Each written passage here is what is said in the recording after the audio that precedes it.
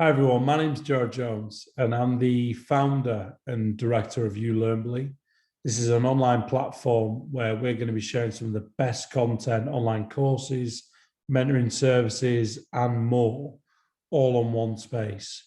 I'm going to give you a short insight interview here where we're going to explain a bit about my background as an elite coach educator and obviously as a coach working for over 14 years across different environments and in different countries, but also what you have in offer in terms of what ULearnbly can really bring to you moving forward. So with that said, I want the key messages for this brief video to be about you. These are going to be the three main things I want you to take away. That everything we're sharing at ULearnbly is about the learner, and it's going to be designed to influence their learning and be individualized so that we're improving their program. And as a learner yourself watching this video, you're going to have the ownership and autonomy of directing what that program of learning looks like for you. That's going to impact you and your environment and improve you in how you're working. So across these three areas, we've got learner development, program development, and research development. So everything we're sharing is based on empirical evidence. We're including the highest levels of detail in terms of world-leading best practice that's been tried and tested, as well as the theory that underpins it. So everything's reality-based. And also, you'll be able to go on a journey with us when you're watching a lot of the videos and you're making sense of some of the things that we're sharing from myself, who's designed a lot of the material, as well as some of the best practitioners in the world. There'll be videos from coaches who are working at the top levels in football, which is obviously my background, or rugby, or swimming, or many different other sports and domains, to even coaches other than me who are going to have their voice, and they're going to share with you their experiences and their insight.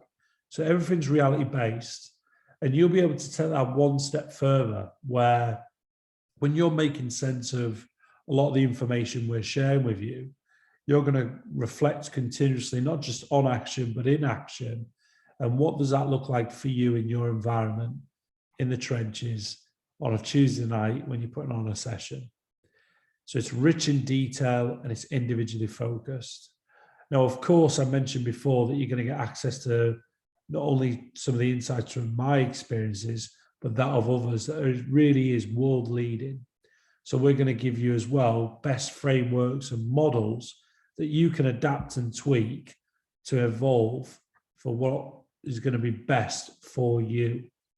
And this will allow you to really evolve not only your own program of learning, but your actual coaching practice every day. And it'll also encourage you to ask critical questions throughout every interaction that you have through our platforms, which is really exciting.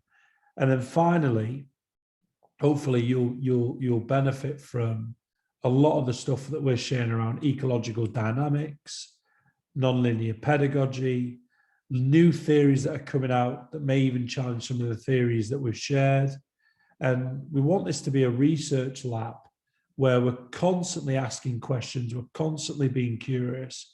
And even yourself, you're your own little research lab where you're trying things, you're testing things, and you're going to become a pracademic, where you've got that real good theoretical understanding from some of the stuff that we're sharing with you, but you're also practically focused. Again, what does it look like for you in your environment? Because it has to fit, and it has to be stuff that is able to be adapted to changing situations, because that's the context and the reality that you're working in. So it can't all be pure theory. It's got to be reality-based. And that's where the pracademic bit comes in. And with that, while we're talking about my experiences, I've been fortunate that, as I mentioned before, I've worked for over 14 years, coaching and coach educating in different languages and in different countries and different cultures. I've worked as an elite coach educator for the Royal Moroccan Football Federation, where as part of that role, I was mentoring coaches at senior and youth levels in clubs in Morocco. as well as other areas throughout Africa.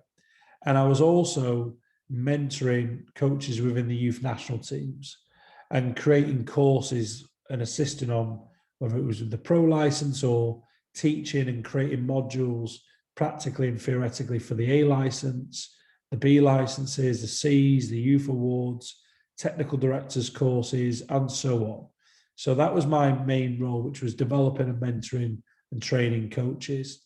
And I've also worked as an instructor, and I'm still a licensed instructor for US Soccer, delivering the play, practice, play methodology and teaching coaches up to the D license level across different areas, mainly in New York, but of course across other states as well, where I've had an impact and supported conventions and conferences and so forth. I've worked as a director of coaching for different clubs in the United States, whether that be in New York or national programs or even in Michigan. And I've also worked in the professional game. You know, I was a under 21s assistant and coach, where I was the head of academy with Raesa, working with student athletes and players predominantly from the United States, although they're from around the world. I've worked as a part-time academy coach, where I was the lead with the 11s, with the 12s, with the 14s. I was even involved in some of the day release program stuff at Rochdale. And obviously as a head of academy coaching, responsible for both player and coach development at Bristol Rovers. And I've also been a director of my own coaching programs. I've run my own coaching businesses, running and establishing, you know, after school clubs, development centers, community programs, to being a director of coaching in one of the largest soccer school programs in the world in Arsenal Soccer Schools. And amongst all that, obviously I've gone through different coach education with the Scottish FA, with the FAW, mainly the FA, US Soccer.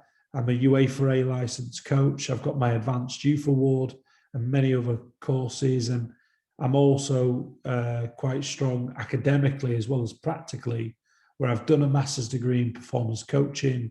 I'm currently studying my PhD in skill adaptation. So looking at, in particular, how coaches use feedback to guide players' search and decision-making skills so that they can come up with their own solutions. And I'm a qualified teacher. I did my teaching degree at the University of Huddersfield. And of course, you know, with this, I've had a library of experiences from some of the roles I've worked in, whether that's been as a CAF instructor or going on courses with UEFA, or even supporting stuff with the SFA. I've been a coach on SFA courses, the Youth Awards, and I've also guest presented on the International UEFA B license many years ago. I've done stuff with United Soccer Coaches, where they're director of coaching diplomas, and also I've been a evaluator and coach mentor for the national diploma programs. I've been influenced by many of these organizations, whether that's the LMA and all the different sort of conferences that I've attended, or whether that's through the Premier League and some of their conferences, or even the Elite Head of Coaching Award. So there's a library of experiences here and cross-cultural influences that you'll certainly get a benefit from. And that's really important because from my perspective as a director, I've worked in these countries. I've done study visits, and these are all the countries that I've worked in or all visited and had some sort of connection with. But I've been really fortunate that I've built up a library of experiences across grassroots, collegiate, and of course, high-performing environments, elite levels, that allows me to really share an amazing platform and know exactly potentially what you're looking for. And it won't just be my experiences that you're tapping into. You're going to be tapping into some incredible people that have worked across a number of different levels, from grassroots through to elite in different sports as well. Whilst we're talking about some of the underpins within ULearnbly, I really want to share with you where one of the first papers I read was Carl Newell's paper on motor learning. And he came up with this phrase around practice is search, learning is searching. And I actually delivered this as a conference with the Coach's Voice and many other presentations as well. And he talks about augmented information, not just practice design, where we're seeing practice as search. Or what do we mean by that? We mean that we're designing activities and creating environments where players can look for information from the environment in order to solve the problem. So the environments are decision rich, they're representative of the reality of what they're going to see in a game, and they're having to search for that information. And the role of the coach is that of a learning designer. And Carl Newell was one of the main guys around the constraints-led approach and ecological dynamics, along with James Gibson, who's known for being the sort of brainchild of ecological psychology and the perception-action coupling and so forth. And in this particular paper, he also talked about augmented information, which is information that someone exterior offers to in this example, the player, the athlete. So it could be coaching feedback, it could be instruction, it could be through oral information, verbal, it could be haptic, it could also be visual for a technical display. But what's interesting is that often the feedback that coaches give is delivered concurrently or terminally, which tends to be quite prescriptive. Whereas something that I'm really interested in is this bit around transitional information.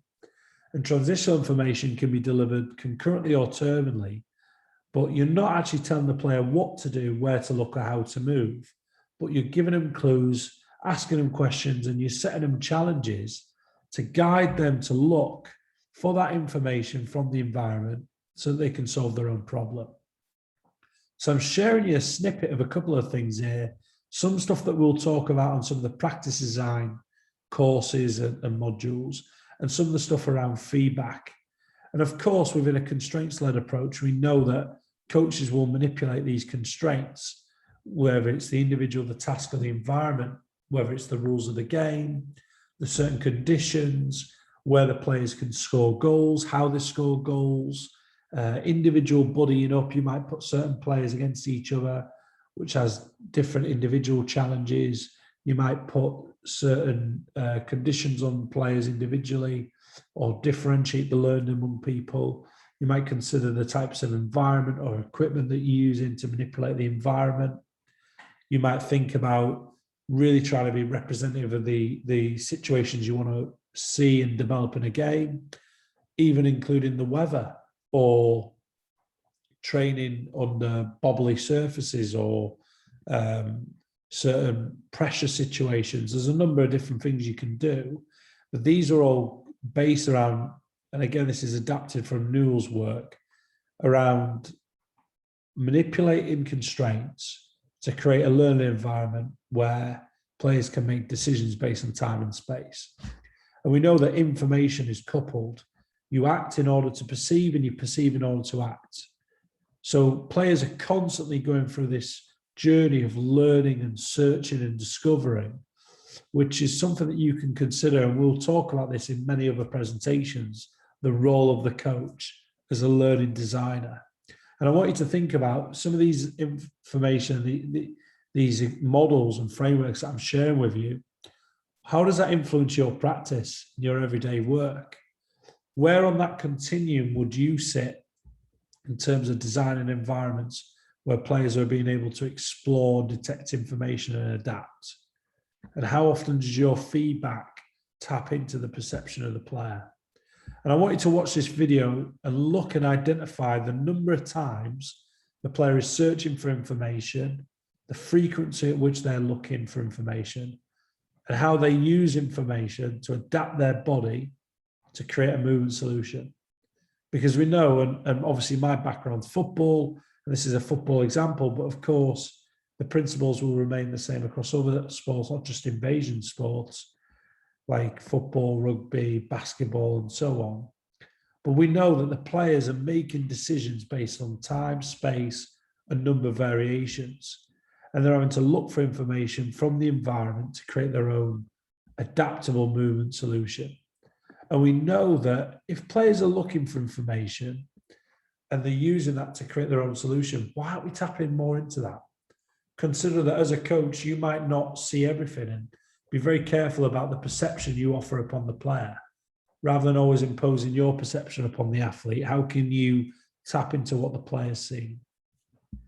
And this is another video by Gérard Jones and colleagues on a study in Norway where they looked at the fixations and the exploration by using eye-tracking goggles to look at where that player is looking and fixating their attention during that game.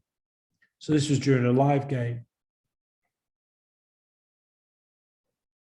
And as I play it slowly, I'll replay it. You can see that the player's looking at, where's the referee? Spacing around the ball, teammate. He had a quick scan, quick search of information around the space ahead of and behind of the opponent. He's looking at where the goalkeeper stood. Where's the nearest threat? How deep is the back line? How can we exploit the opposition? What are the distances between units? He's looking before, during, and after. But it's also really important to know that where you fixate your attention doesn't mean where you're attending to. And that's a really important point, that just because his fixation might be here isn't to say that he isn't getting information from other environments or even attending to that particular point. There'll be other stuff within his periphery that he may be attending to. But we know that players are making decisions based on this. So how can we create environments that are tapping into the perception first, as opposed to execution first and perception last? And this is something where often the design of the practices that we create will have a massive impact on the level of feedback we can offer, whether it be prescriptive and delivered concurrently, i.e. during the action or during the practice, or terminally, which is at the end of that execution, whether he's passed the ball and you're giving immediate feedback or you're coaching in the breaks, let's say.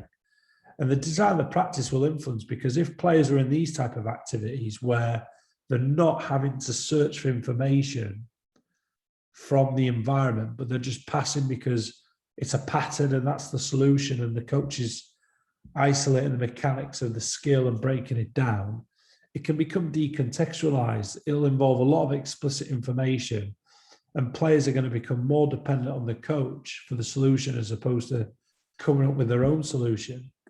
And we know that other environments that are more random, like this one, where players can dribble or pass in, and once they score this, they change pitch.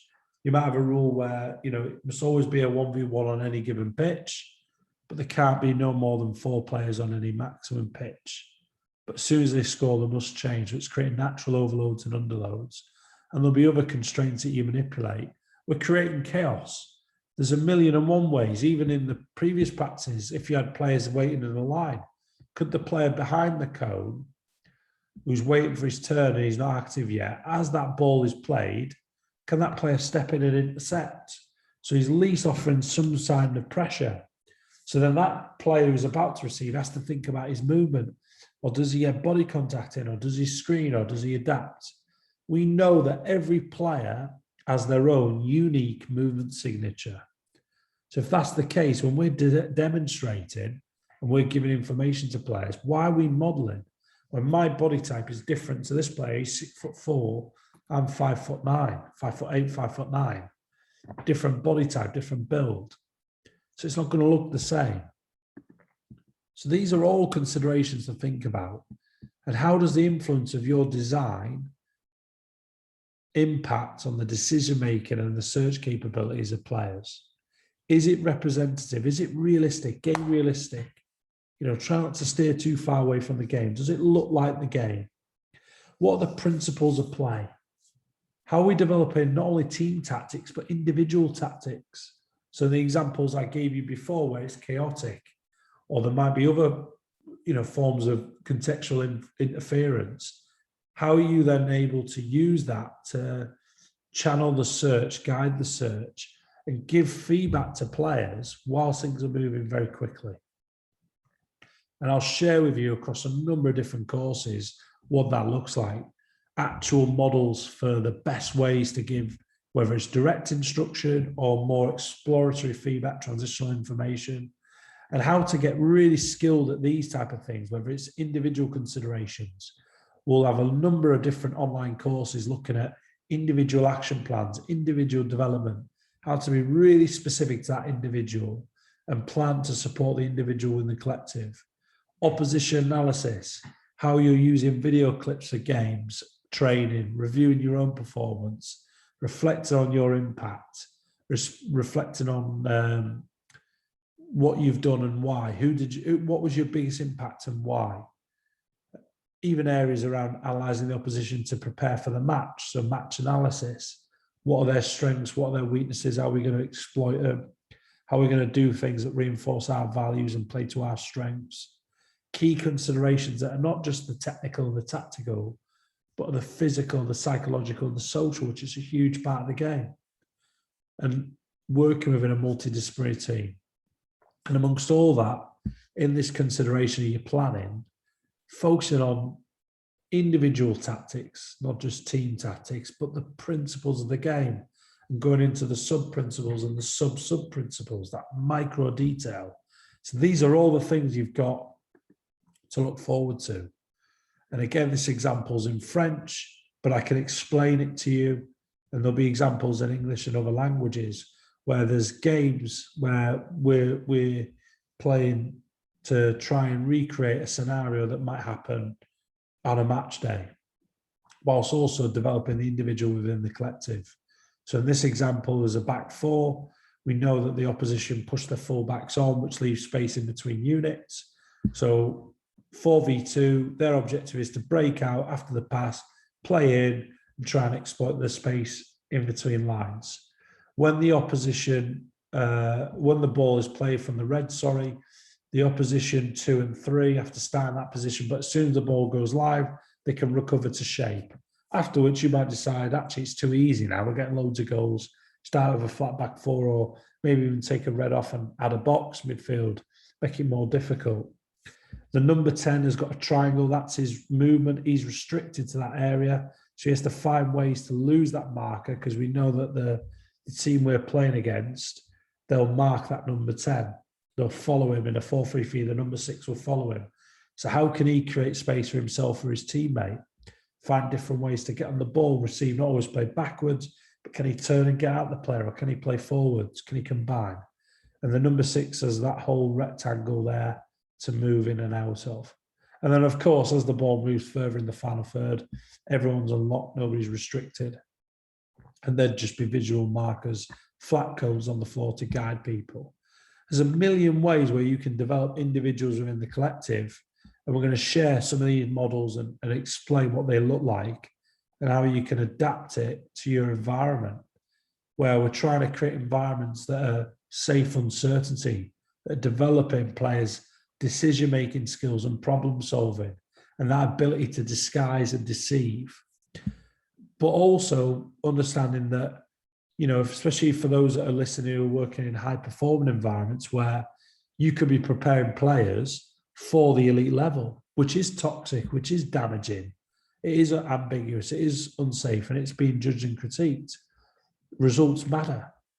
So then how do you consider that and recreate those challenges in the game in a safe way? But then also we know that we don't want to go into boredom and autopilot and passive low engagement and learning, or potentially too much chaos, and it's confusing and overwhelming for players. And where's the magic sweet spot?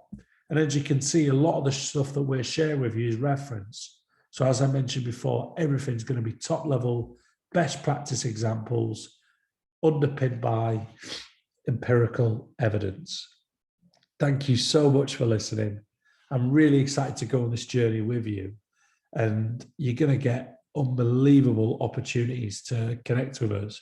A big part of this is going on a journey and creating a community. Follow us on Twitter, follow me on Twitter, start the conversation. This is a short insight into what you can expect by coming with ULearnbly.com. Thank you for listening and enjoy.